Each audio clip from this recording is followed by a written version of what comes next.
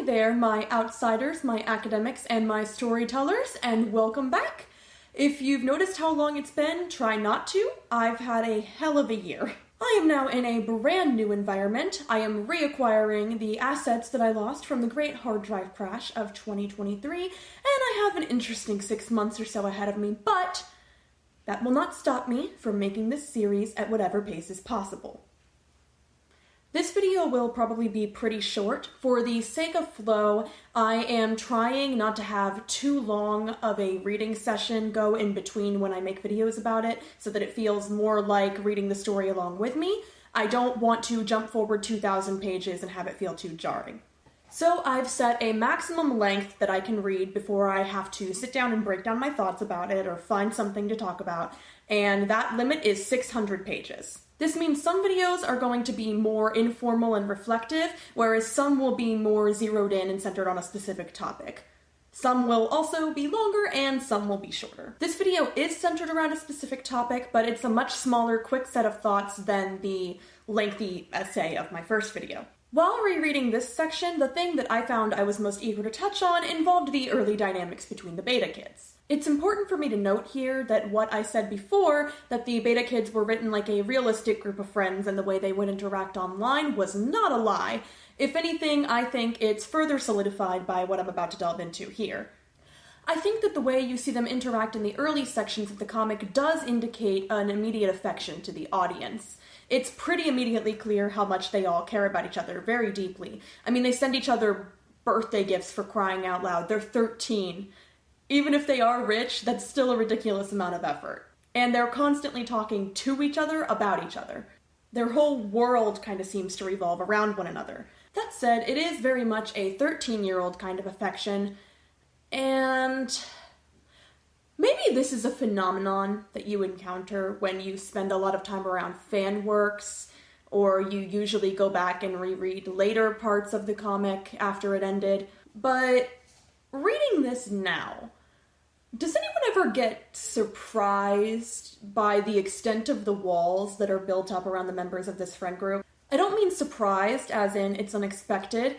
I mean, I think that apart from the lore, the guardian relationships in this comic are probably the most discussed aspect of it. Not to mention the lack of reference to any external friendships. Not that they couldn't be there, but like I said, they're constantly referring back to each other in their messages.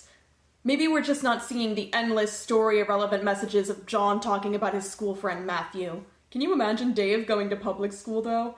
Oh yeah, my brother taught me how to use ninja stars. That would not be likely, I think. But despite how expected and realistic these walls are, I think it can be kind of jarring when you haven't seen them come into play in a long time. This actually started for me when I was making observations about Dave's conversation with Rose about his brother, which is something that I know a lot of people have talked about before. But it does remain incredibly realistic and incredibly disheartening how much, when Dave actually does try to express the emotions he has surrounding his situation, his friend group tends to blow it off. Maybe blow it off is unfair phrasing to use. He has, after all, set up this protective feature for himself where nothing he says is ever meant to be taken that seriously, but it definitely seems to be doing the job. John, of course, also blows off these warning signs, but they're far less vulnerable and telling with him than they are with Rose to begin with. I mean, he outright doubles down on the whole puppets are cool thing during his puppet-induced breakdown, but come on. Are these not the kind of texts you'd get from a friend and recognize to be part of a hysterical episode? Maybe they're just not as trained as my friends are. Rose and John have this sort of loaded interaction at one point too when they're discussing Rose's Wi-Fi signal, and she says that she would prefer to avoid her mom. John could be read as dismissing the severity of her situation when he responds to her, "I battled through her cloud of gin and derision once already this evening," with a classic, "I hear you." But she definitely throws back the idea that John would feel trapped in his house at all in his face here. Yes, cake, jesters, unfaltering love and support, quite a road to hoe there. Honestly, his "I know" in response to that does read like a bit of a jab if I didn't know better, which... It does occur to me the likelihood that I'll have to diagnose Rose at some point during this series. Uno reverse card. There is a moment later on when they're trying to build up to the first gate, which initially I just took as further evidence of the group's sort of unwillingness to deal with one another's emotional problems despite their love for one another. John asks Rose why she doesn't simply build a path up through the hole in his father's room in order to save some build grist. And Rose says that because he's never been in there, she'd rather not get sidetracked by whatever's been hidden in there from John. This obviously speaks to a prioritization of their goals over John's emotional issues, which is perfectly reasonable, and I would probably react the same way. Except, it did seem very weird when I thought about it, though. Like, getting John to the gate isn't really getting her a whole lot closer to being out of her current dangerous situation. And Miss Psychoanalysis doesn't want to get some prime material to work with out of letting John explore his father's room? I'm definitely reading too much into this, but hi, welcome to the channel. I find it interesting that Rose's psychoanalysis side never really comes out around Jade during this beginning part, and here she outright sidesteps the potential to bring it out around John. It's really mostly Dave that gets subject to this as a form of annoyance, but I can't help wonder whether or not Rose chooses to use this against him because she knows that his walls are built up so high that she's never going to have to actually do any follow-up emotional labor. It's all ironic with him all the time, which means it's safe. She is, after all, the daughter of an irresponsible parent, and it would make sense for her to not want to have to actually do the work of taking care of somebody else right now, considering that she already has something of a peer relationship with her own mother. And I wonder, in turn, if that's the reason that Dave only seems to show this particular brand of breakdown around Rose.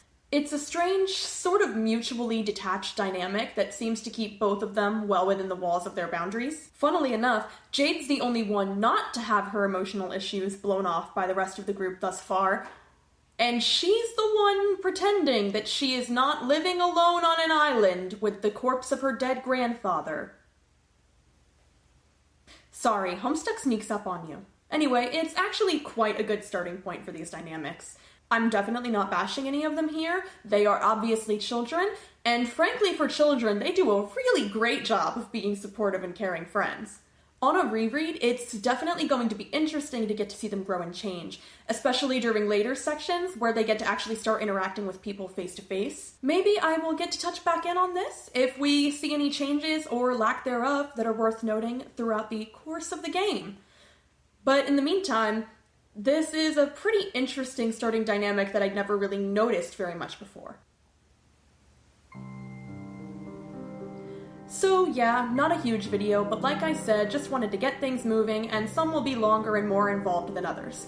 Subscribe if you'd like to see more as I continue the journey, and if you really liked the video and want to donate to my Ko-fi, that's down in the description as well, and it would really help me out, especially since I do not have a job yet at present, and I just moved! Like I said, hell of a year.